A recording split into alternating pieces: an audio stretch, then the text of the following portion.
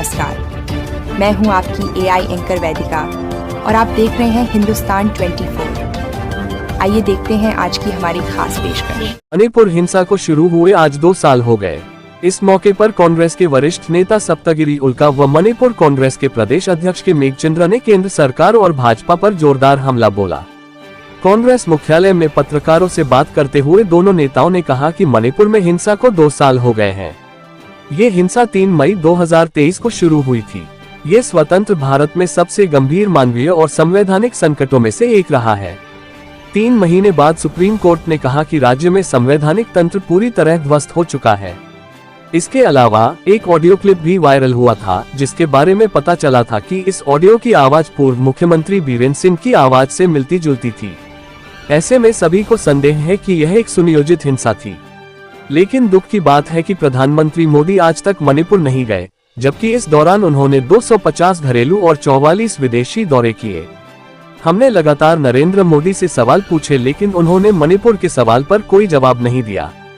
जबकि कांग्रेस अध्यक्ष मल्लिकार्जुन खड़गे मणिपुर गए।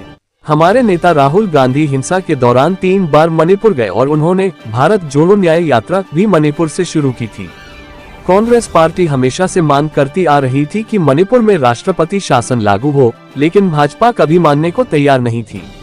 आखिर में कांग्रेस पार्टी के भारी दबाव के चलते 20 महीने बाद राष्ट्रपति शासन लागू किया गया, लेकिन राष्ट्रपति शासन लागू होने के बाद भी मणिपुर में हालात सामान्य नहीं है।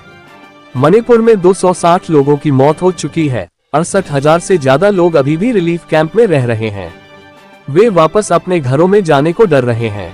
मोदी सरकार लगातार मणिपुर को नजरअंदाज करती आ रही है, जबकि मणिपुर की जनता चाहती है कि प्रधानमंत्री नरेंद्र मोदी मणिपुर आए, शांति की अपील करें और लोगों को विश्वास दिलाए।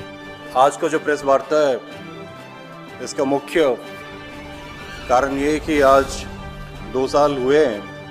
मई 3, 2023 में मणिपुर में जो वायलेंस शुरू हुआ था, आज लगभग 2 साल पूरा हुआ है। And it has been one of the gravest humanitarian and constitutional crisis in independent India। 2 साल तक ये वायलेंस चलते ही है। एंड सुप्रीम कोर्ट ने 3 महीने के बाद जब ये वायलेंस शुरू हुआ था, they had declared that there has been an absolute breakdown of constitution, machinery in the state।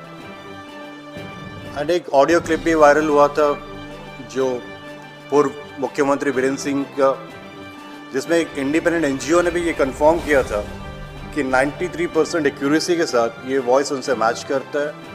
तो कहीं ना कहीं सबको ये संदेह होता है कि जो वायलेंस हुआ था ये ऐसा ही नहीं हुआ था, ये मैन्युफैक्चर वायलेंस था। लेकिन दुख की बात ये कि आज 2 साल पूरा हुआ।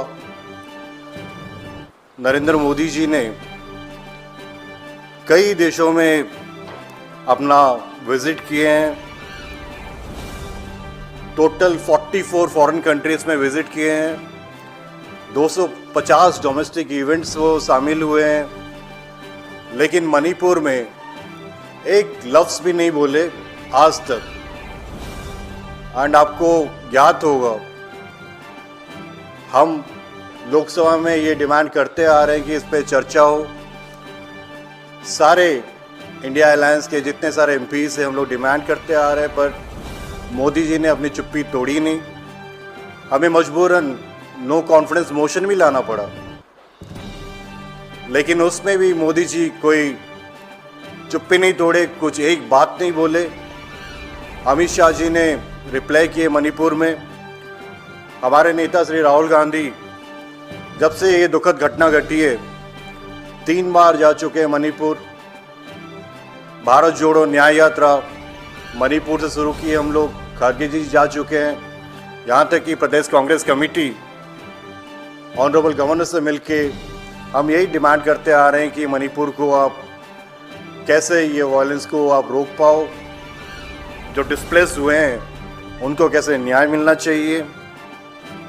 एंड और एक डेलीगेशन जब ये क्राइसिस घटा था, एक 21 members of parliament from different political parties ये मणिपुर का दौरा किए थे, उन शिविर में गए थे, उनसे बातचीत किए।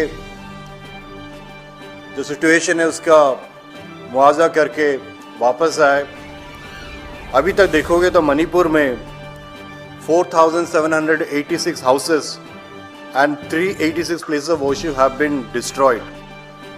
Everybody knows that it's completed 2 years violence in Manipur.